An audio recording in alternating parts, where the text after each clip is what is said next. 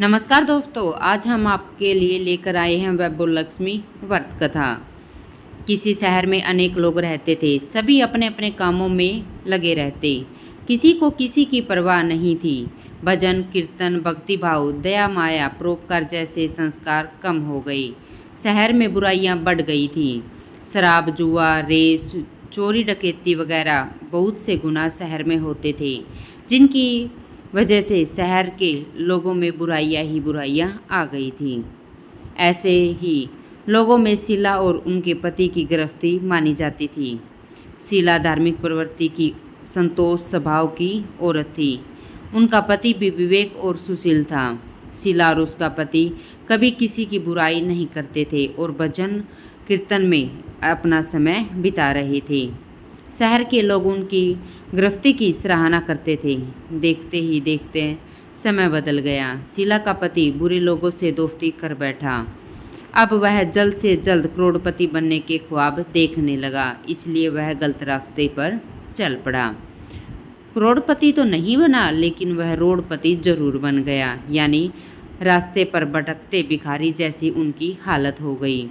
शराब, जुआ, रेस आदि जैसी बुराइयां शीला के पति में फंस गई। दोस्तों के साथ उसे भी शराब की आदत हो गई।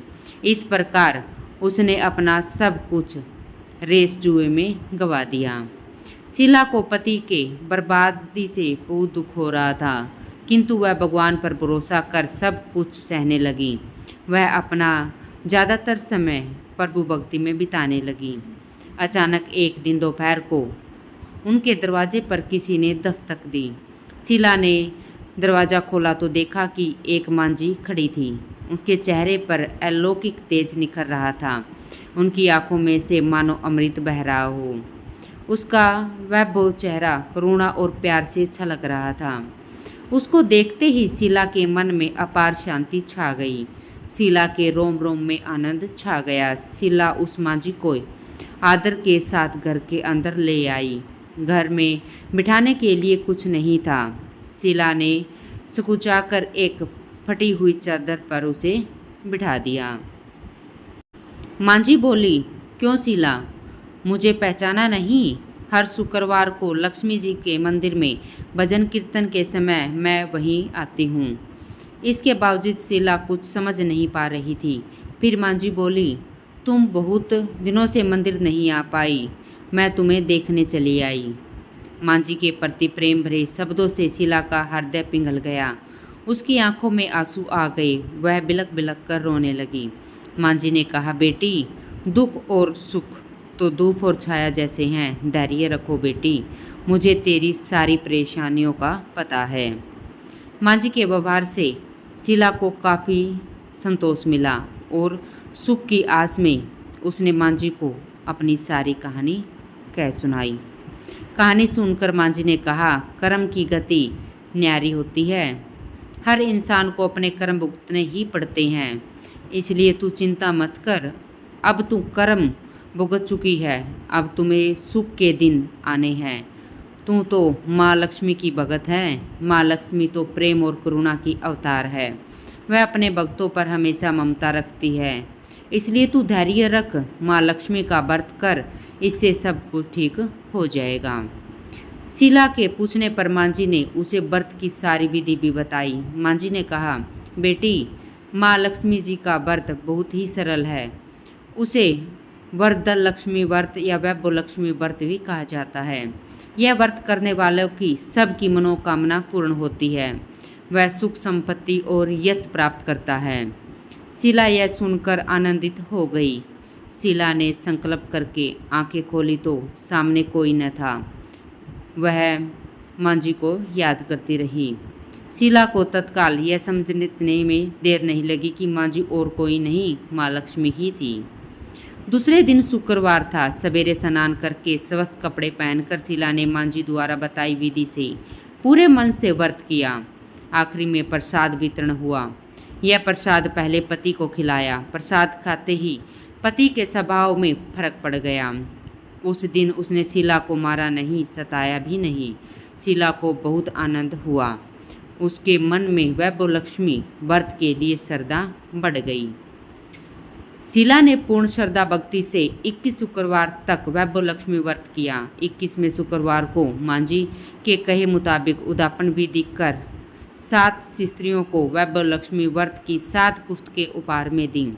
फिर माता जी के धन लक्ष्मी स्वरूप की छवि को वंदन करके भाव से मन ही मन प्रार्थना करने लगी।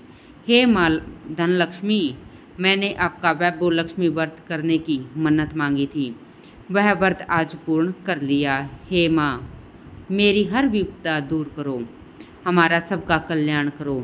जिसे संतान न हो उसे संतान देना। वैभव लक्ष्मी व्रत का सौभाग्य खंड रखना। कुंवारी कन्या को मन भावन पति देना। जो अपना यह चमत्कारी वैभव लक्ष्मी व्रत करे उनकी सबकी विपदा दूर करना, सभी को सुखी करना। हे माँ, आपकी महिमा अपार है।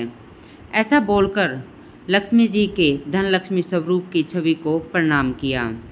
व्रत के प्रभाव से शीला का पति अच्छा आदमी बन गया और कड़ी मेहनत करके व्यवसाय करने लगा।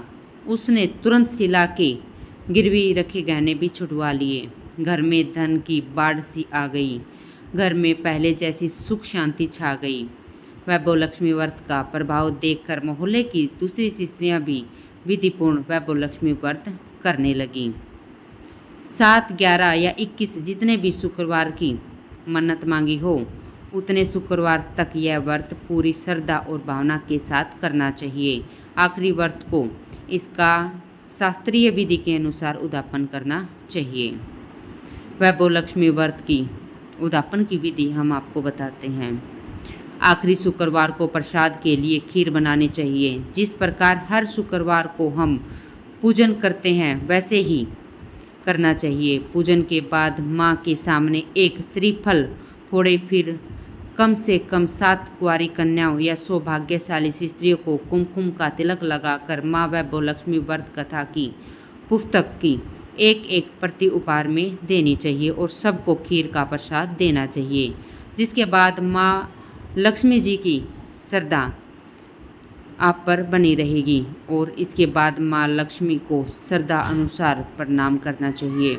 फिर माता जी के धन लक्ष्मी स्वरूप की छवि को वंदन करके भाव से मन ही मन प्रार्थना करें। हे माँ धन लक्ष्मी, मैंने आपका वैभव लक्ष्मी व्रत करने की मन्नत मांगी थी, वह व्रत आज पूर्ण कर लिया।